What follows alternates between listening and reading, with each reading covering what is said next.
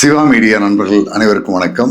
கடந்த 3 நாள்களாகவே தோழர் தமிழரசன் அவர்களோடு பயணித்த புவனகிரி சண்முகம் அப்படிங்கிறவருடைய நேர்காணலை நீங்கள் தொடர்ந்து பார்த்துட்டு இருப்பீங்க. பல செய்திகளை ஒளிவு மறைவில்லாமல் அந்த காலகட்டத்தில் நடந்ததையும் அந்த காலகட்டத்தினுடைய வாழ்வியல் சிக்கல்களையும் தோழர் தமிழரசன் உள்ளிட்ட தோழர்கள் பெரியவர் சண்முகத்தோட எப்படி பழகினாங்க அப்படிங்கிறத பற்றி நிறைய செய்திகளை சொல்லிட்டு இருப்பாரு. 2023 நான் தோழர் தமிழரசன் அவர்களை பற்றி நூல் எழுதுவதற்காக ஜெயங்கொண்டம் பெண்ணாடம் பகுதியில் அவருடைய தொடர்பாளர்களை தேடி அலைந்த போது சண்முகம் அப்படிங்கிற ஒருத்தர் கீரப்பாளையம் பக்கத்தில் இருக்கக்கூடிய வடகிரி ராஜபுரத்தில் இருக்காரு அப்படின்னு சொல்லி ஒரு தகவல் சொன்னாங்க. ஒரு நாள் நான் வடகிரி ராஜபுரம் போயிருந்தேன். இதுதான் அவருடைய சொந்த ஊர்.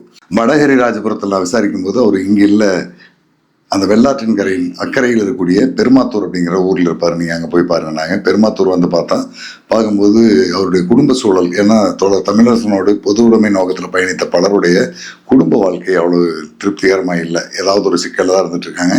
இவரும் குடும்பத்தை விட்டு பிரிஞ்சு பெருமாத்தூரில் தங்கி இருக்கார் அப்படின்னு சொன்னாங்க. பெருமாத்தூர் வந்து அங்கே ஒரு விசாரிக்கும் போது சண்முகம்னா ஓரளவுக்கு எல்லாருக்குமே தெரிஞ்சது. வெள்ளாற்றின் கரையில் இருக்கிற ஒரு விநாயகர் கோயில் இருக்கும். அந்த விநாயகர் கோயில் பக்கத்தில் ஒரு வீடு இருக்கும், பயன்பாடு இல்லாத வீடு. அந்த வீட்டில் தான் தங்கியிருக்காரு. காலையில் 6 மணிக்கு முன்னே அருள் அப்படிங்கிற ஒருத்தருடைய தேநீர் கடைக்கு வருவார். அங்கே தேநீர் குடிப்பார். அதுக்கு பிறகு செய்தித்தாள் பார்த்துட்டு இங்கே தான் இருப்பார்.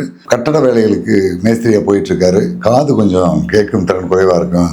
கட்டட வேலைக்கு போயிட்டாருன்னா அங்கேயே சாப்பிடுவார். இல்லைன்னா மதியானம் 12 மணிலேருந்து 1 மணி வரைக்கும் வள்ளலார் மடம், அதாவது புவனகிரியில் இருக்கக்கூடிய வள்ளலார் மடத்தில் அங்கே வரக்கூடிய முதியோர்களுக்கும் ஆதரவற்றோருக்கும் உணவு சமைக்கிற வேலையிலேருந்து அந்த உணவு பரிமாறுற வேலை வரைக்கும் அவர் செஞ்சுட்டு கூட இருப்பார். அவரும் மத்தியானம் அங்கே சாப்பிட்டுட்டு இங்கே வந்துடுவார். இரவு இங்கே தான் தங்கியிருப்பார். நீங்கள் தேடி பாருங்கன்னாங்க. நாங்கள் பல இடங்களில் தேடினா கிடைக்கல. அவரை தேடிட்டு இருக்கும்போது அந்த பெருமாத்தூர் பகுதியை சேர்ந்த ராஜா அப்படிங்கிற ஒருத்தர் வந்தார். அவர்கிட்ட சண்முகத்தை பற்றி சொன்னோன்னே எங்கள் அப்பாவும் அவரும் நெருங்கிய நண்பர்கள், எனக்கு நல்லா தெரியுறங்கன்ட்டு அவரும் 2-3 தெருக்கள்லாம் தேடி பார்த்தாங்க எங்கெங்கே இருப்பாங்கன்ட்டு. அவரை எங்கேயும் பிடிக்க முடியல. ராஜாக்கிட்ட நான் வந்த தகவலை சொல்லிட்டு, அதாவது பெரியவர் தமிழரசனை பற்றி ஒரு நூல் எழுதிட்டு இருக்கிறேன், அவரோடு பழகி பயணித்த தோழர்கள் பலரை சந்தித்து பேசிகிட்டு இருக்கேன், அதில் முக்கியமான ஒரு தோழராக சண்முகத்தை சொன்னாங்க, அதனால் பார்க்க வந்தாங்க. இந்த தகவலை அவர்கிட்ட சொல்லிவிட்டு எனக்கு ஃபோன் பண்ண சொல்லுங்கள் அப்படின்னா, அல்லது அவர் தகவல் சொல்லிவிட்டு எனக்கு ஃபோன் பண்ணுங்கன்னு என்னுடைய நம்பரை கொடுத்துட்டு அவருடைய நம்பரை வாங்கிட்டு வந்தேன். ஒரு 3 நாளுக்கு பிறகு, அதாவது இது 2023 செப்டம்பர் மாதம் 5ஆம் தேதி அல்லது 4ஆம் தேதி நாங்கள் போயிருந்தேன். அடுத்த ஒரு 2-3 நாளில் பெரியவர் சண்முகம் எனக்கு ஃபோன் பண்ணார். செவித்திறன் குறைபாடு காரணமாக அவரால் பேச முடியல. நான் சொன்னதை அவரால் புரிஞ்சுக்க முடியல. ஆனால் அவர் ஒரே வார்த்தை சொன்னார், நீங்கள் பெரியவர் தமிழரசனை பற்றி நூல் எழுதுறதா இங்கே வந்திருந்தீங்கன்னு ராஜா சொன்னார். நான் ஒரு 30 ஆண்டுகளுக்கு மேலாக பெரியவர் தமிழரசனை பற்றி யாராவது நூல் எழுதுவாங்க, என்னை வந்து சந்திப்பாங்கன்னு நான் ரொம்ப எதிர்பார்த்துட்டு இருந்தேன். எங்களுடைய வாழ்நாளில் நாங்கள் என்னென்னலாம் செஞ்சேன், எப்படியெல்லாம் நடந்துங்கிறத பற்றி நான் தெளிவாக அவங்கள்ட்ட சொல்கிறேன். நீங்கள் எங்கே இருக்கீங்க? நான் அங்கே வரேன்னாரு. நான் சேலம் மாவட்டம் ஆத்தூர் இருக்கேன். இப்போ நீங்கள் என்னை தேடி வர வேண்டாம், நானும் தொடர்ந்து வேலைகளில் போயிட்டுருக்கேன், மீண்டும் நான் அங்கே வர்றேன், உங்களுக்கு ஃபோன் பண்ணுறேன் அப்படின்னேன். இல்லை, நீங்கள் கண்டிப்பாக வரணும், நானே வர்றேன்னாரு. வேணாம், நீங்கள் அங்கே ஊர்லேயே இருங்கன்ட்டு. அதற்கு பிறகு அவரை நான் 3 முறை சந்தித்து பேச வாய்ப்பு அமைஞ்சது. ஒவ்வொரு முறையும் நான் சந்திக்கும் போது ஏதாவது ஒரு புது புது செய்திகளை அவர் தொடர்ந்து சொல்லிகிட்டே இருப்பார். பெரியவர் தமிழரசன் வாழ்ந்த அந்த காலகட்டங்களில் பெருமாத்தூரில் இருக்கக்கூடிய ஒரு உணவகம், சீனிவாசன் அப்படிங்கிற ஒருத்தருடைய உணவகம், அந்த உணவகத்தில் தான் கூட்டி போய் பெரியவர் தமிழரசன் சாப்பாடு வாங்கி தருவாரா. எனக்கும் அதே உணவகத்தில் கூட்டி போய் சாப்பாடு வாங்கி கொடுத்தாரு. நிறைவாக வந்தவங்களை உபசரித்து அனுப்பக்கூடிய பழக்கம் உள்ளவராக இருந்தார். அடுத்தடுத்த கட்டமாக நான் பேசும்போது இதெல்லாம் ஒரு நேர்காணலாக, வீடியோ நேர்காணலாக எடுக்கணும்னு சொன்னேன். தாராளமாக எடுங்கன்னாரு. அதற்கான நேர்காணலும் எனக்கு கொடுத்தாரு. மிக முக்கியமான நிகழ்வு தமிழரசனுடைய வாழ்வில் நடந்தது என்ன பார்த்தீங்கன்னா, தாசில்தார் ஜீவானந்தம் அப்படிங்கிற ஒருத்தரை அழித்தொழிப்பு பண்ணிவிட்டு அவர் கொண்டு போயிருந்த நெல் கொள்முதலுக்கான பணத்தை எடுத்துகிட்டு வந்துடுறாங்க.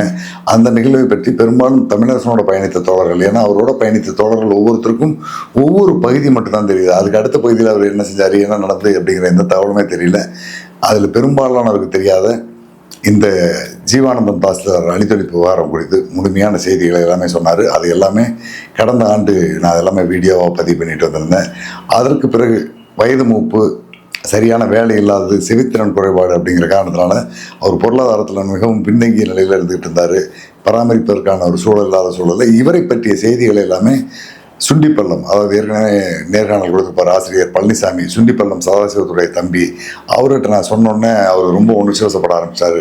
பெரியவர் தமிழரசனோடு பழகி வாழ்ந்தவர்கள் எல்லாருமே ஏதாவது ஒரு வகையில் பொருளாதாரத்தில் பின்தங்கி பொது உடைமை சித்தாந்தத்தில் ஈடுபட்டு தங்களுக்குன்னு எதுவுமே சேர்த்துக்காமல் வாழ்ந்து ரொம்ப ஏழ்மையான நிலையில் இருக்கிறத நான் தெரியுங்க தோழர். சண்முகம் தோழர் எங்கே இருக்காரோ அவருடைய நம்பர் கொடுங்க, நான் போய் பார்க்குறேன். அவரை நான் அழைச்சிட்டு வந்து இப்போ நான் பணி ஓய்வு பெறக்கூடிய நிலையில் இருக்கிறேன். இன்னொரு 1 ஆண்டில் பணி ஓய்வு பெற்றுவேன். பணி ஓய்வுக்கு பிறகு எங்களுடைய கொள்ளையில் நான் ஒரு கொட்டாய் போட்டு ஆட்டு பண்ணை மாட்டு பண்ணையெல்லாம் வைக்கலான் இருக்கேன். அங்கே ஒரு வீடு கட்டி பெரியவர் தமிழரசனோடு வாழ்ந்த தோழர்கள் யாரெல்லாம் பொருளாதாரத்தில் ஒரு நிறைவிடலாத நிலையில் இருக்காங்க, கடைசி காலகட்டத்தில் அவங்க யாரும் ஆதரவு இல்லைங்கிற மனநிலையில் யாருமே இருக்கக்கூடாது, அவங்க எல்லாரையும் கொண்டு வந்து நான் அந்த கொல்லையில், அதாவது அவருடைய தோட்டத்தில் ஒரு வீடு கட்டி இந்த வீட்டில் எல்லாரையும் தங்க வச்சு நான் பராமரிக்கிறேன் அப்படின்னாரு. அதன்படியே இந்த செய்தியை நான் பூனகிரி சண்முகம் தோழர்கிட்டையும் சொன்னேன். ஆனால் சண்முகம் தோழர்கிட்ட நம்ம நேரடியாக சொல்ல முடியாது, செவித்திறன் குறைபாடுனால. அவர் பக்கத்தில் இருக்கிற யாரோ ஒருத்தர் ஃபோனை கொடுக்க சொல்லி நம்ம சொல்கிற செய்தி அவருக்கு சொல்லலாம், அவர் சொல்கிற செய்தி நமக்கு வரும். இப்படி தான் பேச முடியும். சுண்டிப்பள்ளம் தோழர் பழனிசாமி அவர்கள் இது சொன்ன செய்தியை சொன்னேன். பழனிசாமிகிட்டையும் நான் இந்த மாதிரி செய்தியை சொல்லிட்டேன்னு சொன்னேன். அதுக்கு பிறகு பழனிசாமியும் அவரோட ஃபோனில் பேசியிருக்காரு. ஒரு முறை நேரில் போனாரா நான் பார்க்க முடியல. அடுத்த 2 நாளுக்கு பிறகு பெரியவர் சண்முகமே பழனிசாமியை போய் பார்த்துருக்காரு. 2 பேரும் பேசி செலவு கொஞ்சம் பொருளாதார ரீதியாக ஒரு 1000 ரூபா பணம் கொடுத்து நீங்கள் எப்போ வேண்டுமானாலும் இங்கே வாங்க, நம்ம இங்கே தங்கிக்கலாம் அப்படின்னு சொல்லி அங்கே வேறு இன்னும் சில தோழர்கள் எல்லாம் அவர் பாதுகாப்பு பண்ணி வச்சுட்டு இருக்காரு. அது எல்லாத்தையுமே அவர் சொல்லியிருக்காரு. எனக்கும் தொலைபேசியில் கூப்பிட்டு நான் சுண்டிப்பள்ளம் பழனிசாமி பார்க்க போகிறேன், அதற்கு முன்பாக இந்த செவித்திறன் குறைபாட்டை சரி பண்ணணும்னாரு. பழனிசாமியுடைய உறவினர் சென்னை அரசு மருத்துவமனையில் மருத்துவராக இருக்கார். அவர்கிட்ட பேசி அதுக்கான ஒரு அறுவை சிகிச்சையும் அந்த ஹியரிங் எய்டு எக்யூப்மெண்ட்டும் வாங்கி கொடுத்துடலாம் அப்படின்னு சொல்லிட்டு இருந்தார். அதுக்கான விலையெல்லாமே பார்த்து ஒரு 30,000 ரூபா வருங்கிறத தெரிஞ்சு அதற்கான ஏற்பாடுகளை நானும் பழனிசாமியும் செஞ்சுக்கிட்டு இருந்தோம். இன்னும் சில வேலைகள் அந்த வள்ளலார் மண்டலத்தில் சமைச்சு போடுறது, அங்கே சில கட்டட வேலைகள், இந்த மாதிரி சின்ன சின்ன வேலைகள் நடந்துகிட்டு இருக்குது. எனக்கு தெரிஞ்சு சிலர் வீடு கட்டிகிட்டு இருக்காங்க. அந்த வேலைகள் எல்லாம் முடிச்சு நான் ஒரு 6 மாதத்துக்குள்ளாக சுண்டிப்பள்ளம் பழனிசாமி அவருடைய அந்த வீட்டுக்கு நான் போயிடுறேன், அங்கே நான் போய் தங்கிடுறேன், எனக்கு அவர் ரொம்ப பாதுகாப்பாக இருப்பாருங்கிற நம்பிக்கை இருக்குது, நானும் தோழர்களோட பேசிகிட்டு இருக்கிற எனக்கு வாய்ப்பாக இருக்குது அப்படின்னு சொல்லிட்டு இருந்தார். இந்த சூழலில் கிட்டத்தட்ட ஒரு 6 மாதத்துக்கு முன்பாக ஒரு நாள் பூனகிரி பக்கம் இருக்க அந்த பெருமாத்தூர் ராஜா ஃபோன் பண்ணி சண்முகம் தோழர் இறந்துட்டாருங்க அப்படின்னு ஒரு செய்தியை சொன்னார். என்னால் அதை ஜீரணிச்சிக்கவே முடியல. அது எப்படி அதை நான் உள்வாங்கிறது தெரியல, ரொம்ப தடுமாற்றத்துக்குள்ளாயிட்டேன். அப்போ அவர்கிட்ட நம்ம விரிவாக பேச முடியலனாலும் அதுக்கப்புறம் பேசும்போது குடும்பத்தில் ஏற்பட்டிருந்த சில சிக்கல்கள் காரணமாக அவர் தவறான ஒரு முடிவை எடுத்து இந்த உலகத்தை விட்டு பிரிஞ்சிட்டார் அப்படின்னு சொன்னார். எனக்கு உள்ளபடியே வருத்தமாக இருக்குது. இந்த செய்தியை நான் என்னுடைய முகநூல் பதிவில் போட்டிருந்தேன். அந்த பகுதியில் இருக்கிற தோழர்கள்ட்டையும் சொல்லியிருந்தேன். அந்த பகுதியில் இருந்த அணக்கரை மாறன், சுண்டிப்பள்ளம் பழனிசாமி, திருமுட்டம் பட்டுசாமி தோழர் உள்ளிட்ட பல தோழர்கள் அவருடைய இறுதி நிகழ்வுக்கு போயிட்டு வந்திருக்காங்க. மிகச்சிறந்த ஒரு போராளியாக இருந்த அந்த வடகிரிராஜபுரம் சண்முகம் ஒரு எதிர்பாராத முடிவை எடுத்து இந்த உலகத்தை விட்டு பிரிச்சுட்டாரு. நான் தோழர் சண்முகத்தை பார்த்து பேசிட்டு இருந்த அந்த காலகட்டங்களில் இப்போ ஓய்வு நேரங்களில் என்ன பண்ணுறீங்கன்னு கேட்கும்போது, இந்த வெள்ளாற்றங்கரையில் முழுக்க பனைமரங்களை நடலான்னு ஒரு முடிவு பண்ணி அதை நட்டுட்டு இருக்கேன். தோழர் தமிழரசனும் பனைமரம் வளர்க்குறதை பற்றி பல இடங்களில் சொல்லியிருக்காரு. பனை நம்மளுடைய பாரம்பரிய மரம், அதை பராமரிக்கணும். ஆற்றங்கரையிலும் குளக்கரையிலும் பனைமரம் இருந்தால் நிலத்தடி நீர்மட்டம் வெகுவும் உயரும் அப்படிங்கிறத பற்றி தமிழரசன் என்கிட்ட சொல்லியிருக்காரு. அந்த அடிப்படையில் பெருமாத்தூர் இந்த பக்கம் வடகரி ராஜபுரம் பூனகிரி உள்ளிட்ட அந்த ஆற்றங்கரை பகுதியில் கிட்டத்தட்ட ஒரு 5000 பனை கொட்டைகளை போட்டு அதை பராமரிச்சுட்டு இருந்திருக்காரு. ஆனாலும் அந்த பகுதியில் ஆடு மேய்க்கிறவங்களுடைய ஆடுகள் அந்த கொட்டையை வளர கடிச்சிக்கிட்டே இருந்திருக்கு. இருந்தாலும் ஒரு 2 ஆண்டுகளுக்கு பிறகு ஒவ்வொரு பனைமரமுமே கிட்டத்தட்ட 1 அடி 2 அடி உயரத்துக்கு வளர்ந்துருந்தது. எப்படி வச்சாலும் ஒரு 2000 பனங்கொட்டைகளாவது தப்பி தவறி அது முளைச்சி வர்றதுக்கு வாய்ப்பு இருக்குது. அது மீண்டும் பனைமரமாக வர்றதுக்கு இன்னும் ஒரு 10 ஆண்டுகள் கூட ஆகலாம். ஆனால் சண்முகம் அப்படிங்கிற ஒருத்தர் வாழ்ந்தார் அப்படிங்கிறதுக்கு அடையாளமாக அவர் வச்சிருக்கிற அந்த பனைமரங்கள் எல்லாமே அடுத்த ஒரு 10 ஆண்டுகளுக்கு பிறகு அந்த பகுதியில் மக்களுக்கு பயன் தர வகையில் நிலத்தடி நீர்மட்டத்தை உயர்த்தி கொடுக்குற ஒரு வாய்ப்பாக இருக்கும். அந்த பகுதி முழுக்கவும் ஒரு சோலை வனம் மாதிரியான ஒரு சூழலை உருவாக்கி கொடுக்கும். இப்படி வாழ்ந்த சண்முகம் இந்த உலகத்தை விட்டு பிரிஞ்சிட்டாரு. இருந்தாலும் அவருடைய நேர்காணல், அவங்களுடைய காலகட்டங்களில் எப்படியெல்லாம் நடந்தோம், தமிழ்நாட்டினுடைய விடுதலைக்கும் புரட்சிக்கும் எப்படியெல்லாம் பணி செஞ்சோம் அப்படிங்கிறத பற்றி சொல்லியிருக்காரு. தொடர்ந்து நேர்காணலை பாருங்கள். நன்றி நண்பர்களே, வணக்கம்.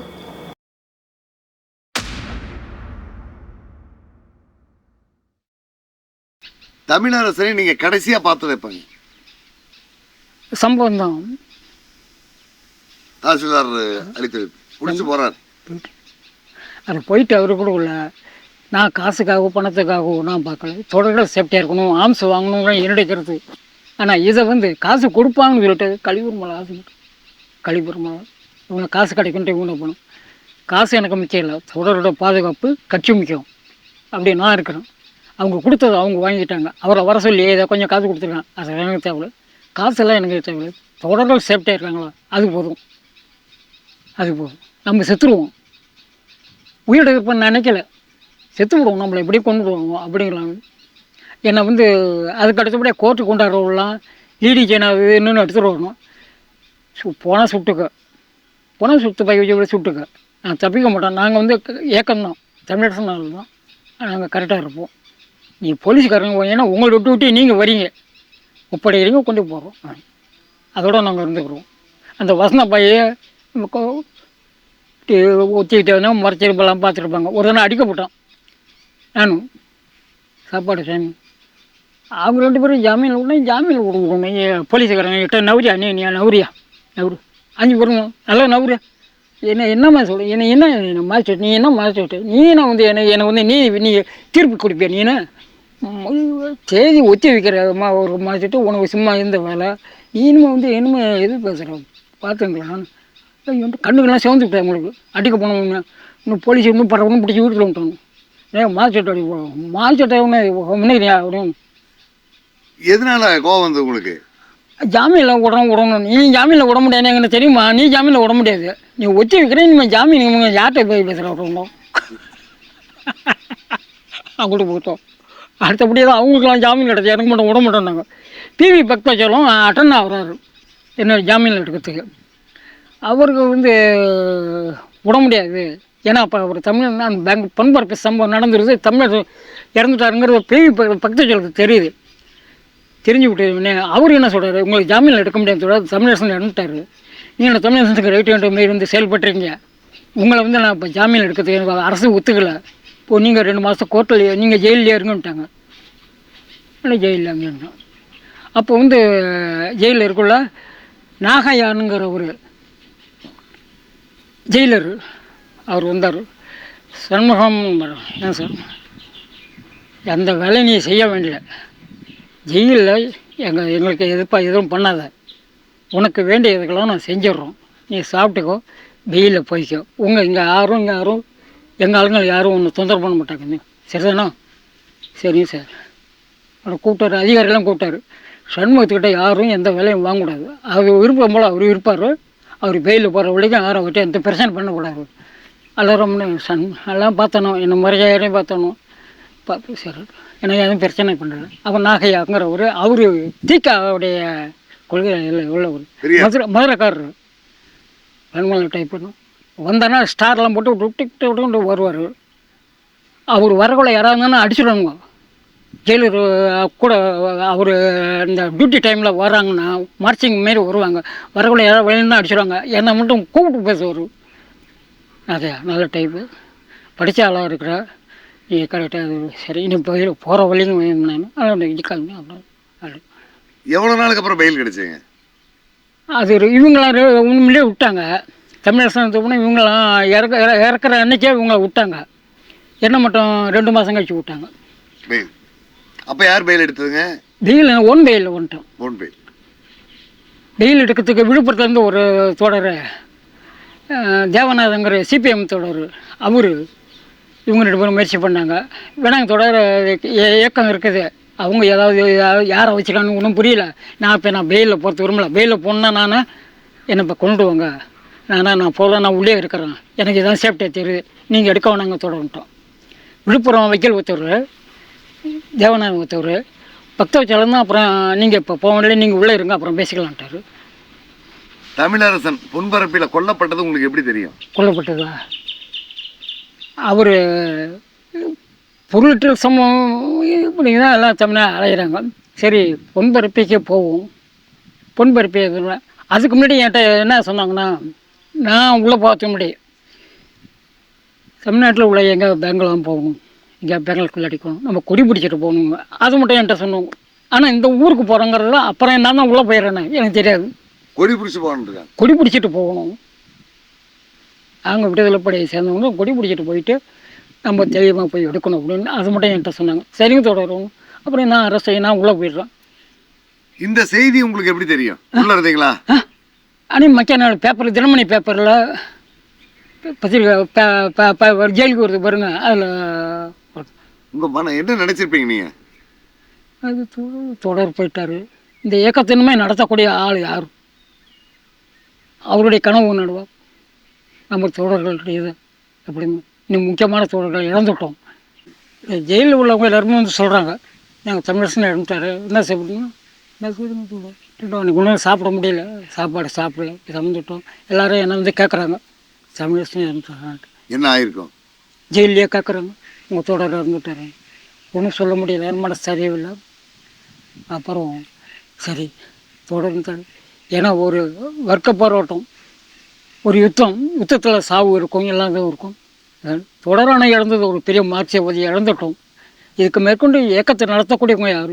இதோட செய்தி தானா, இயக்கத்தை நடத்தணுமே அப்படிங்கிற மனசு கூட இயக்கம் திரும்ப முன்னெடுத்து போகணும், தமிழரசன் போல செயல்படணும். இதை வந்து தமிழ் மக்கள் மத்தியில் நாம் உயிரை கொடுக்கணும், நம்ம மக்களுக்கு ஒரு விடுதலை, ஒரு உணர்ச்சியை ஊன்று பண்ணணும் அப்படிங்கிற எண்ணங்கள் நம்ம மனசு வந்து இதுக்கு மேற்கொண்டு இயக்கம் சரியான பாதையில் போகும் அப்படிங்கிறது தான். அதை முன்னெடுத்து தான் போகும். அந்த மாதிரி யார் வந்தாங்களா? சூனா தான் அடுத்தபடி தலைமை தாங்கிறாரு. சூனா கமிட்டி கூட்டத்தில் ஒதுக்கி வச்சோம் பாருங்க, சூனா தான் அப்புறம் வராரு. இந்த கொள்கைக்கு வந்துட்டாரா, அவர் கொள்கையிலே இருந்தாரா? இல்லை, எதுக்கு விடுதலை அவருங்க ஆம்ஸ்லாம் எடுக்கிறாங்க பாருங்க, அது வந்து நம்மளுக்கு உண்மைப்படுத்துது வந்துட்டார் அப்படிங்கிறத. அப்புறம் வந்து ஏன்னா கூட இருக்கிறவங்க அவரை ஏற்க ஆரம்பிச்சிருக்காங்க. அவர் அந்த கருத்தில் இருந்தாருன்னா அவர் ஒதுங்கி இருந்திருப்பார், ஒதுங்கி இருக்க முடியல. கூட இருக்கணும் அடுத்தபடியாக வந்தவங்க அவரை எங்கே வைக்கிறாங்க, நீங்கள் சேஃபாக இருங்க, நாங்கள் செயல்படுறோம். அதே இதில் பணியில் அப்புறம்தான் புத்தூர் ஆண்டிமடம் இதெல்லாம் அட்டாக்லாம் நடக்குது. தொடர்புக்கு வந்தாரா? எனக்கா தொடர்புக்கு வந்தார். போய் எங்கேயா போகல வருவல, அவருக்கு வந்து சில வேலைகள், ஏன்னா நான் எக்ஸ்பிரஸ்ஸு, நான் டிபார்ட்மெண்ட் எல்லாம் தெரியும். என்னுடைய அவர் தொடர்பு வச்சாருன்னா அவரை பிடிச்சிடுவாங்க. அதனால் அவர் எங்கேயாவது போனால் வந்தானா பார்த்தாருன்னா எங்கேயும் போகிறான்னு கேட்க மாட்டான். அதே நம்ம கட்சியுடைய தொடர் எங்கேயா போகிறார் வர்றாரு, நம்ம அவர்கிட்ட பேசக்கூடாது. ஏன்னா நம்ம வந்து வாட்சிங்கில் உள்ளவோம். அவர் போகிறாருன்னா நம்ம கேட்கக்கூடாது. சரி போயிட்டு வரோம் பேசுவோம் அப்படிம்பாரு. போவார். அப்படி ஒரு போகிறோம் இப்படி எங்கே பார்த்தாலும் சரி போயிட்டு அவங்க தொடரும்போம். கூடி இருந்து பேச முடியாது, சிக்கல். பேசணும்னா என்னால் அவங்களுக்கு தொந்தரவு. நான் வரதை பற்றிடல, அவராவது இயக்கத்தை முன்னெடுத்து செல்லணும். அவரு நம்ம முன்னெடுத்து செல்கிறாரு, ஆனால் அவரும் பாதுகாப்பு இருக்கணும். நாம் தொடர்பு வச்சோம்னா 2 பேரும் பிடிச்சிடுவோம். திரும்ப நான் அவருடைய லிங்கில் இருக்கணும்னு சொல்லிட்டு என்ன பிடிச்சிடுவோம். மற்ற தொடர் யார் போகிறாங்க வராங்கிற எதுவும் கேட்குறதில்ல. ஆனால் மற்றவங்க எல்லாரும் அவங்க அப்படியே செயல்பட்டாங்க, அவரோட இருந்து செயல்பட்டாங்க. பல இடங்கள் நீங்கள் தொடர்ந்து தமிழரசன் நீங்கள்லாம் போகும்போது அவருடைய நடவடிக்கை எப்படி இருக்குது? பயப்படுவாரா மக்களை பார்த்து, போலீஸை பார்த்ததெல்லாம்? மக்களை பற்றி சாதாரணமாக எளிய வார்த்தை சாதாரண வார்த்தையில் பேசுவார். ஜனங்களை பேச வைப்பார் அவர். நீங்கள் என்ன கூலி வாங்குறீங்க, என்ன சம்பளம் வாங்குறீங்க, எப்படி வாழ்க்கை நிலைமை எப்படி இருக்குது, ஜாதியம் எப்படி இருக்குது, இப்படிங்கிறதுலாம் ஒன்றுனா அவங்களையே பேச வைப்பார். கேள்வி கேட்பார், நிறைய கேள்வியை கேட்பார். அவங்க ஜனங்க சொல்லுவார். அவங்கள பேச வச்சு அதை சரியாக உணர்த்துவார். ஏதாவது அவங்களோட விடுதலை அதை பேசுவார். உடனே ஆரம்பிச்சு எடுக்கணும் போகணும்ட்டார். அதெல்லாம் சாதாரண விஷயம் கிடையாது. அதாவது ஒரு பிரச்சனை என்ன, அது பிரச்சனைங்கிறது எல்லாம் ஒரு சமூக ரீதியான ஒரு பிரச்சனை, ஒரு தனிநபர் பிரச்சனை இல்லை. தனிநபர் பிரச்சனையாக ஒரு சமூக ரீதியான பிரச்சனையாக இருக்குது. ஒரு சமூக ரீதியான பிரச்சனை தீரக்கூடாது, தனிநபர் பிரச்சனை தீரும் அப்படிங்கிறத எல்லா மக்கள் மத்தியிட்ட சொல்லுவார். உனக்கு சட்டம் இல்லை, எல்லாருக்கும் சட்டம் கிடைக்கும், உனக்கு சட்டம் கிடைக்கும். உனக்கு வேலை இல்லை, எல்லாருக்கும் வேலை கிடைக்கும், உனக்கு வேலை கிடைக்கும். உணவு உனக்கு கிடைக்கும். எல்லாமே அப்படி தான். அதுக்காக நம்ம போராடணும். போராடாமல் எதுவும் கிடைக்காது, பரிசு செய்யாமல் எதுவும் நடக்காது. அதனால் உங்களுக்கு அது கிடைக்கணுன்னா நீங்கள் இப்படியே இருந்தால் போகணும். அது கிடைக்கணும்னு நீங்கள் அதுக்காக போகணும். உங்களை நீங்கள் முழுமையாக தியாகம் பண்ணி தயாரிங்க. அப்போ தான் உங்களுக்கு எல்லாருமே உங்களோட சந்ததிகளுக்கு விடுதலை கிடைக்கும். நீங்கள் இப்படியே சாப்பிட்டு போனால் உங்களோட காரியம் இப்படி ஏதோ காலங்காலமாக போயிட்டுருக்குங்க, இதுமாதிரி போக முடியாது. அதுக்காக நீங்கள் செயல்படணும் அப்படிங்கிறது மக்கள் மத்தியில் டீச்சிங் பண்ணி இப்படி தான் டீச்சிங் பண்ணுவார். பல்கலைக்கழகத்துக்குலாம் வந்திருக்காருங்களா? சிதம்பரம் பல்கலைக்கழகம். அவர் ஊர் கூட தேவசுந்தரம் இருந்தார் பாருங்க, அவர் கூட அவர் பிஜி ஹாஸ்டல் போவார். நாங்கள் இப்போ சில நிமிஷத்தில் அவர் கூட வந்து நான் அங்கே ஹாஸ்டலுக்கு போனதில்லை. ஆனால் தேவசுந்தரத்தை நான் போய் பார்ப்போம். பேராசிரியர் பிரபு தேவசுந்தரம் பல நாள்கள் அண்ணாமலை பல்கலைக்கழக விடுதியிலேயே தொடர் தங்கியிருக்காரு. அது தங்கியிருந்திருப்பார். அவருக்கும் வாட்சிங் உண்டு. திரும்ப அங்கே புதுக்கோட்டையிலேயே தேவசுந்தரத்துக்கு வாட்சிங் உண்டு. அவருக்கே பிரச்சனை வந்துருக்கு. ஆனால் அது இல்லாமல் இவங்கள்ட்ட ஒரு சமைச்சு பேசுவாங்க. ஏதாவது முக்கியமாக விஷயம் பேசணும்னா எங்கள் வீட்டுக்கு வருவாங்க. 2 பேரும் எங்கள் வீட்டுக்கு வருவாங்க, நான் வீட்டுக்கு போவாங்க, பேசிடுவாங்க. யூனிவர்சிட்டிலேருந்து விட்டாருவான் இங்கே வந்துடுவார். அவரை விட்டுக்கிட்டு இங்கே வந்துடுவோம். நான் பேசுவேன், 2 பேரும் பேசுவாங்க. கடைசி காலத்தில் மோட்டார் சைக்கிளாக வச்சுருந்தாரா தோழர்? நாங்கள் தானே போவோம். மோட்டர் பைக்கில் போகிறதா நாங்கள் தான் போவோம். நான் ஜெகநாதா, தமிழரசன், நான் தமிழரசன், அன்பழகன் 3 பேர் லிட்டரில் போகிறோம். 100 கிலோமீட்டர். கண்ணில் தண்ணி கலங்க தொடர். கொஞ்சம் ஸ்லோ பண்ணிங்கன்னா போக காக்க மாட்டார். 100 கிலோமீட்டர் வேகம் அப்படியே பார்த்தோம்னா தெரியும். 100 கிலோமீட்டர் போகும். 100 கிலோமீட்டர் வேகத்தில் போகிறது. ஸ்பீடுனா அப்படி போகிறது, எந்த பிரச்சனையும் இல்லை. புல்லட்டு அப்படி போகிறோம். புல்லட்டு நீங்கள் வச்சுருக்கீங்களா தொடர்னார், உங்களுக்கு வேணுமான்னாரு. வச்சுங்க, எடுத்துகிட்டு ஓட்டி வேலை எடுத்து போகிறீங்களா அப்படின்னு தமிழரசனும் ஜெகநாதன் கேட்குறாங்க. அங்கே கீழப்படத்தை கேட்டாங்க. தொடர் நான் கூலி வேலை செய்கிறேன், நான் ஏக்கத்தில் இருக்கோம். நான் புல்லட்டு எடுத்துகிட்டு நான் கூலி வேலையை போனேன்னா என்னை ஃபஸ்ட்டில் என்னை பிடிப்போம். எது அவனுக்கு புல்லட்டு அப்படின்னு சொல்லிட்டு என்ன பிடிக்குமா? அப்புறம் உங்களுக்கு தொந்தரவு. இதெல்லாம் எதுக்குங்க? வண்டி எங்கேயாவது கொண்டு போட்டாமல் போடுங்க, எதாவது செய்யுங்க, உங்களுக்கு வேலை என்ன. ஆனால் நான் அந்த வண்டியை எனக்கு வேணாங்கண்ணா எனக்கு கொடுத்து நிறுத்திட்டு போட்டாங்க. வண்டி எடுத்துகிட்டு இங்கேருந்து எடுத்துகிட்டு கடத்தல் வேலை மந்திரம் போயிட்டாங்க. நீ வண்டி எடுத்துகிட்டு போனால் போ, இல்லை கிடக்கட்டோம்ட்டு போனாங்க. நான் உடச்சி போட்டுருவோம் வண்டி அப்படியே பாருங்க. அப்புறம் திரும்ப வந்து அவங்க வண்டியை எடுத்துகிட்டு போட்டாங்க. 100 கிலோமீட்டர். நான் இன்னும் ஒன்று, அந்த அந்த மோட்டர் பைக்கு பெட்டி இருக்குது பாருங்க, அந்த எஸ்எம்ஜே அந்த மௌத்து அப்படி இருக்கும். அது மேலே காலை போட்டு நான் அப்படி அழித்து பிடிச்சிட்டு அப்படியே உட்காந்துப்போம். அவர் கூட வரும். எனக்கு இப்போ நாங்கள் 2 பேரும் போகல, அப்படி போவோம். எனக்கு பின்னால் வந்து அளவுக்கு அதுவும் தெரியாமல் இப்படி உட்காந்துருப்போம். அவங்களுக்கு தெரியாது உள்ளே இருக்குது. ஒரு புல்லட்டில் வண்டி விட்டு கொட்ட வண்டி உள்ளே இப்படி இருக்கும். வண்டி விட்டு வரும். பிரச்சனைனா எடுத்துக்குவோம். வழக்கமான என்ன உடையில் வருவார் தோழர்? சட்டை போட்டிருப்பாரா? வெள்ளை சட்டை போட்டுருப்பார். எப்பயும் வெள்ளை சட்டை, கலர் சட்டைலாம் போட மாட்டார். அழுக்கு வேட்டியும் அழுக்கும் இருக்கும் கண்ணாமண்ணு தான் வருவார். ஒரு சாதாரண கிராமத்துக்கு ஏழை விவசாயி ஏதாவது ஜனங்க கிளம்பணும், இல்லைன்னா ஒரு வியாபாரி மாரி இப்படி வருவார். இப்படி தான் வருவார். கீஞ்ச சட்டை கூட சிலமத்தை போட்டு சேவிங் பண்ணிக்க மாட்டார். நான் தான் கடத்தல் வீட்டில் வந்து சேவிங் பண்ணி வைப்போம், முடி வெட்டி வைப்போம். அப்புறம் வீட்டில் இருக்க வச்சுட்டு துணி கொடுத்து விட்டு தைக்கி இங்கே வந்து ஆட்டில் வந்து துவைப்போம். வெந்நீர் வச்சு துணியை வச்சு அலசி போவோம். சீலை பண்ணிருக்கும், பெண் இருக்கும், அதெல்லாம் கொண்டு விட்டு அதெல்லாம் காய வச்சு கொடுப்போம். அப்புறம் எங்கே போனாலும் குளிக்க வைக்கிறது எங்கள் உடம்பு. அவர் குளிக்க வைக்கணும், சுத்தமாக இருக்கணும். குளிக்க மாட்டார். அவர் குளிக்கணுன்ற இப்போ எங்கேயும் குளிக்க மாட்டார். நான் தான் குளிக்க வைப்போம். வாங்கத்தோட குளிங்க கொண்டு வைப்போம். அப்புறம் மருதூர் போனோம்னா நானும் தர்மலிங்கம் ஜெகநாதம் தமிழ் போனோம்னா எல்லோரும் குளிப்பாங்க. நான் மட்டும் என்ன செய்வேன், சோப்பு வாங்கிட்டு அவர் துணியை துவைக்கணும். துணி துவைக்கிற வேலை என் வேலை. அவருக்கு தேய்ச்சி கொடுப்போம், சேவிங் பண்ணிக்கணும். அப்புறம் புல்லட்டு வந்து போட்டுதான் வேட்டி கட்டிக்கிட்டே இருக்காங்க. வேட்டி கட்டிடலாம் புல்லட் விட்டாங்க. மற்றவங்களுக்கு ஒரு அதிகாரி மாரி இருங்க அப்படின்ட்டு ட்ரெஸ்ஸை மாற்றுங்க, ஆளை கொஞ்சம் சேஞ்ச் பண்ணுங்க.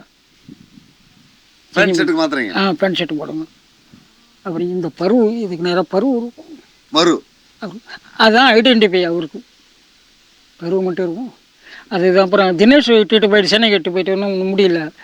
எப்படியா எப்படி எடுப்பீங்க தொடர்ந்து தினேஷ் சொன்னார், எப்படியா எடுத்துருங்க, அதை பார்த்து எடுத்துருங்க, அது ஒன்று அடையாளம் காட்டிவிட்டோம் அப்படின்னு.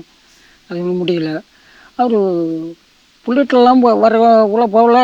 அப்புறம் நல்லா சட்டம் போட்டு வருவார், ஹெல்மெட்டில் போட்டு வருவார். இதுதான் கரெக்டு, அடையாளம் காண முடியாது.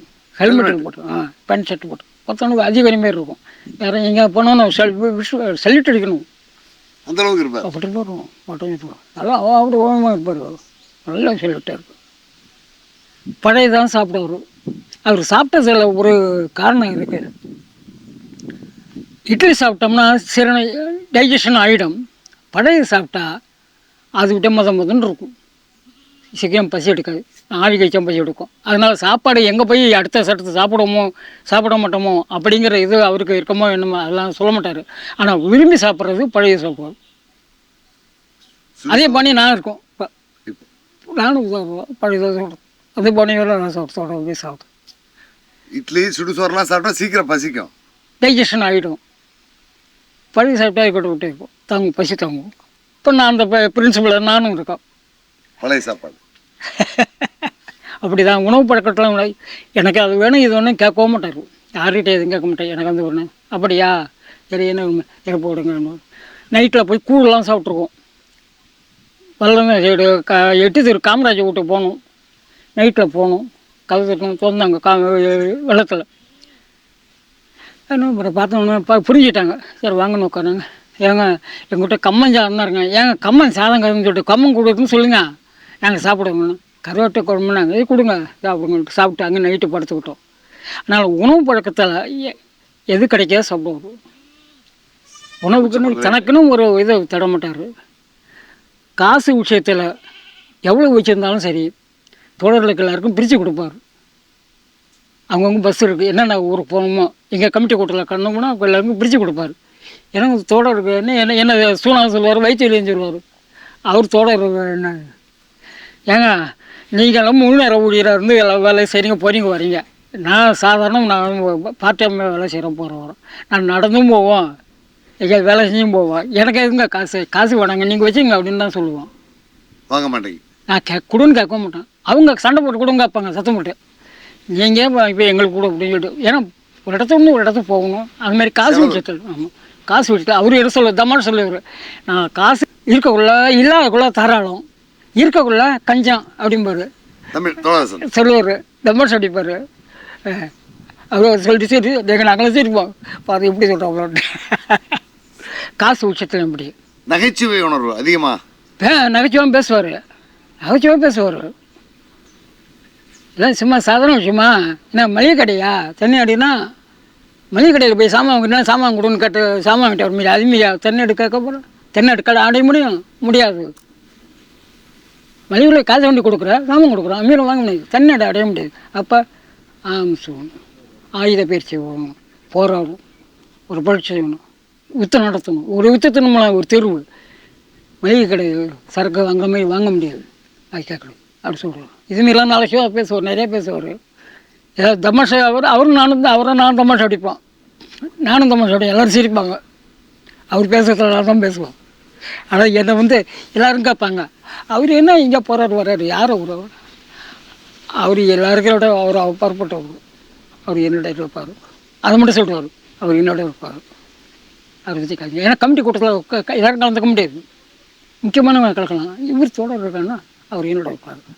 அவர் யாரும் வயிற்று வெளியே சூனா வேணாம் நீ எட்ட போன்னு சொல்ல மாட்டாங்க, கூட தான் இருப்பாங்க. எல்லா கமிட்டி கூட்டத்தில் இங்கேருந்தே இறையில தான் இப்போ நானும் போவோம், என்ன கூட மாட்டாங்க. ஏன்னா எனக்கு தெரியாமல் அவங்க நடத்த மாட்டாங்க. தமிழரசன் இருக்கவில்லையும், ஏன்னா தமிழரசன் என்னை நம்புறதில்ல. நான் ஒரு கமிட்டி கூட்டம் அனுப்புவோம்.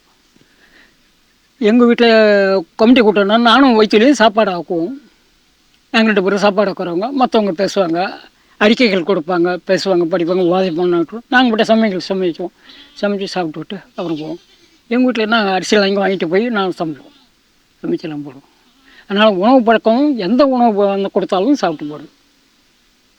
உணவு பொறுத்த மட்டும் எனக்கு அதுதான் தேவை, அது சாப்பிட்டா பரவாயில்லன்னு சொல்கிறதே கிடையாது. அப்படியா இது போடுங்க அப்படி சரிப்பார். அவர் வயிற்றுல சொல்லுவார், சரி குழம்பு இல்லாத சமைச்சல ஏதாவது தொட்டுக்காய் ஏதாவது வச்சுட்டு சாப்பிட்டோன்னா சண்முகம் மாதா கொடுக்க சதம் மாங்காய் ஊட்டும். மாதா ஊட்ட சத்தம் மாங்காய் எப்படி கொடுக்கும், சாப்பாடே இல்லை மாங்காய் ஊட்டுமே. அது தமிழ் சிரிப்பார். மாதா ஊட்ட வேணும் என்ன தொடர சாப்பாடு இல்லைன்னா மாங்காய் ஊட்டுமே உனக்கு உணவு அப்படின்னா சிரிப்பார். அவர் சொல்கிறத பாரு, அதுக்கு சிரிப்பார். வயிற்றுலையும் சிரிப்பார். என்ன அதுபடி சரி தமாஷா ஏதாவது தமாஷா நானும் அவரை தமாஷ் பண்ணிகிட்டே இருப்போம். வயிற்றுலி தமாஷ் பண்ணார். சூனா பேச முடியாது, அதிகமாக தமிழ் பண்ண மாட்டார். வயிற்றுலையும் நானும் அவரை தமிழ் பண்ணிட்டேன், சிரிக்க வச்சுருவோம். அவர் கம்முன்னு இருந்தோம் 2 பேரும். தர்மலிங்கம் எப்படி நடவடிக்கை எப்படி இருக்குங்க தோழர்? தர்மலிங்கம் எதுவும் நுணுக்கமாக ஒன்று சொல்லுவார். தர்மலிங்கம் நுணுக்கமான ஒரு கருத்து சொன்னார், நுணுக்கமாக சொல்லுவார். தர்மலிங்கம் பழனிவேலி 2 பேருமே சேர்த்து சொல்லுவாங்க. தோழருக்கு ஏதாவது நம்ம செஞ்சாகணும் எனக்கு சொல்லுவாங்க. பொருளாதார ரீதியாக அவருக்கு ஏதாவது செஞ்சாகணும் அப்படின்னு அவர்லாம் சொல்லுவாங்க. தொடர நீங்கள் ஏறுங்க, உங்களுக்கு நாங்கள் செய்கிறோங்க அப்படின்னு சொல்லுவார். நம்பிக்கை கொடுப்பார். ஏதாவது இது போல் பழனிவேல் தொடர் நீங்களாம் ரொம்ப கஷ்டப்பட வேணாங்க, கஷ்டப்படாதீங்க தொடர், வேலைகளையும் போயிட்டு ஏக்க வேலையெல்லாம் செய்யுங்கன்னு. செய்கிறேங்க தொடர்னா அதுக்காக தான் நான் இருக்கிறேன், செய்கிறேங்க தொடர். எனக்கு என்ன சாப்பாடு அது இந்த நான் வேற எதனா கேட்கணும், உங்களுக்கு இதை நாங்கள் செய்கிறோம் தொடரணும் பண்ணுவேன் இல்லை. அல்ல சூனாட்ட மட்டும் நான் வந்து என்றைக்கும் எதுவும் கேட்டது கிடையாது. சூனா கொஞ்சம் சாப்பாட்டில் கொஞ்சம் ஏதாவது சாப்பிடுவார், கொஞ்சம் தமிழரசனோட கொஞ்சம் டிஃப்ரெண்ட்டாக சாப்பிடுவார். அவர் எங்கே போனாலும் தமிழரசன் எங்கே போனாலும் சின்ன ஹோட்டலில் பார்த்தா சாப்பிடுவார். இங்கே போனால் வெளியில் எங்கே போனோம்னா சின்ன சின்ன கடையெல்லாம் போய் சாப்பிடுவார். பெரிய இடத்துக்குலாம் போக மாட்டோம். பெரிய கடையெல்லாம் போகணும். காரணம் இந்த எளிய வாழ்க்கையை அதே வாழ்ந்து உணவில் வந்து அப்படியெல்லாம் போய் நம்ம போய் சாப்பிடக்கூடாது. உணவில் போய் நம்ம பெரிய பெரிய ஆதாரம் சாப்பிடக்கூடாது. ஏழை மக்கள் சாப்பிட்ற மாதிரி அந்த மாதிரி உணவு சாப்பிடும். அப்படியே ராமதாஸ் அதே போல் வக்கீல் ராமதாஸ் அதே இதை கொள்ளை பிடிப்பார். மாயரம் தொடர் எங்கே சாப்பிட்லாங்கன்னு விடுவோம். மாயரம் போனால் நான் இங்கே 2 பேரும் அவர் கூட நானும் எங்கே போவோம். அவரும் அந்த பழக்கத்தை வச்சுருப்பார். அந்த சின்ன கடைக்கு தான் தமிழரசன் போய் சின்ன கடைக்கு போய் தான் சாப்பிடுவார். பேண்ட் ஷர்ட்லாம் போட்டிருப்பார், நல்லா டிப்டாப்பாக இருப்பார். தொடர் அங்கே போய் சாப்பிடலாம் அப்படின்ட்டு போனால் எங்கே இட்டு போகிறான்னு பார்த்தா ஒரு சின்ன கடை இருக்கும், 10 கடை இருந்தால் அதை வாங்கி சாப்பிட்டுட்டு அப்படி வரும். சரிங்க சார் பகிர்ந்து வரும். சரி அது இதை பிரின்சிபல் அவர் ஃபாலோ பண்ணுவார். ராமதாஸ் அவர் காசு கேட்பார். உங்களுக்காக நான் செயல்படுறேன், நான் உயிரோடு இருக்க வரைக்கும் உங்களுக்காக நான் செயல்படுறேன், ஏன்னா இதற்கு ஏதாவது கொஞ்சம் காவந்து பண்ணுங்க இருங்க தோடுவார். கவலைப்படாதீங்க, எங்கேயாவது பேங்கை தான் பார்க்கணும், பார்த்து எடுத்தோம்னா உங்களுக்கு கொடுக்குறவங்க தோடணும். அவர் சிரிப்பார். நான் சொல்கிறது நிறையா எப்படி போகிறீங்க, அங்கேயும் ஆள் இதை பண்ணிட்டு போயிட்டு வர்ற என்ன செய்கிறது, கையா எப்படி வழக்கெல்லாம் நடத்துறது, வழக்கு நடத்துறதுக்கு பேங்கு தாங்க. பேங்கில் எடுத்தாலும் 20 ரூபா தனியாக நபரெலாம் எடுக்கணும். நீங்கள் நாங்கள் எடுக்கிறோங்க இருங்க, நீங்கள் கால்படாங்க அப்படியே சொல்லுவோம். ராமதாஸ் தெரிப்பார். நயாது எப்படி எங்கே போனால் என்ன பண்ண நான் கூப்பிட்டு போவார். அது தமிழரசன் உணவு பழக்கம் இருக்க மாதிரி அவர் வச்சுருப்பார். அவர் போய் சாப்பிட மாட்டார், பெரிய வைக்கலன்ட்டு போய் எங்கேயும் சாப்பிட மாட்டார். எளிமையாக அதே மாதிரி உணவு பழக்கம். சூழ்நிலை தான் கொஞ்சம் டிஃப்ரெண்ட் வைப்பார். வயிற்று வலி தமிழரசன் பேசி சொல்லலாம். வயிற்று வலி சின்ன சாதாரண ஜனங்கள்கிட்டலாம் ஈஸியாக ஐக்கியமாக விடுவார். அந்த பிரச்சனை கொஞ்சம் கேட்டு அவர் தமிழரசன் ஏதாவது படித்து கிடிச்சிட்டு ஏதாவது பெய்யிருந்து உட்காந்தாலும் இந்த ஜனங்கள் யார்கிட்ட வந்தாருன்னா வயிற்று ஈஸியாக பேசுவார். ஜனங்கள்கிட்ட எளிய முறையில் பேசி அவங்க கன்வின்ஸ் பண்ணிவிடுவார். ஜெகநாதன்ட்ட அது உண்டு. அவருக்கு ஆப்ரேஷன் பண்ணி வேலை செய்ய முடியாது, வயிற்று ஆப்ரேஷன் வீட்டில் வச்சுருந்தோம். அவரை கொஞ்சம் கொண்டு வாங்க. அதே போல் வள்ளத்தில் வந்து போலீஸ் அடித்து ஜனங்க கை கால் முடிஞ்சு ரத்தம் ஒளியெல்லாம் வந்தவங்களாம் நான் வாங்கிட்டோம். இங்கே பெருமத்தூர் இங்கே வச்சுருந்து தான் ஹாஸ்பிட்டல் தான் காமராஜ் ஒய்ப்புக்கெல்லாம் வயிற்று எங்கிட்டம் பண்ணி எல்லோரும் இது பண்ணி என்ன பெருமத்தூர் வந்து தண்ணி நிறையா குடிப்பாங்க தொடர் தமிழரசன். தண்ணி எங்கே போனாலும் தண்ணியை கொடுக்கணும். ஒரு உம்மாம்பரி சம்பளம் கொடுத்தாலும் அந்த தண்ணி எல்லாத்தையும் குடிச்சிடுவார். தனக்குன்னு உணவு பிரியமான உணவுன்னு எதையுமே கேட்க மாட்டார். நான் அவரை விட்டு நான் பெரிய வள்ளிக்கமே பிரியமான உணவு எனக்கு இது கொடுங்க, அது செஞ்சு கொடுங்க, இது செஞ்சு கொடுங்க கேட்டதே கிடையாது. என்ன இருக்கிறதா சாப்பாடுக்காக கொடுங்க, அதுதான் அப்படியே சாப்பிட்டு போவோம். 2 பேரும் விருப்பப்பட்டு இது கேட்டுறது கேட்க மாட்டேன்.